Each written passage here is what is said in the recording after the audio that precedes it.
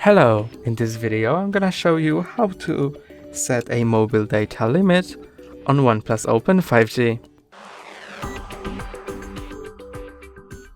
First, go to Settings, then scroll to Mobile Network.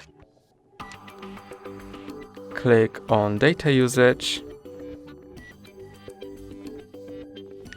and now click on Data Usage Limit.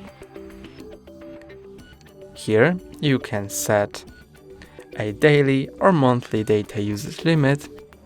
I'll set monthly data usage limit, enable this option, then select units, megabytes or gigabytes. Enter a number. I'm gonna choose gigabytes and 15 gigabytes monthly. Done. And you can choose on which day of every month the calculating will begin. I'm gonna choose the 5th. And that's all for today. Don't forget to like and subscribe. See you next time.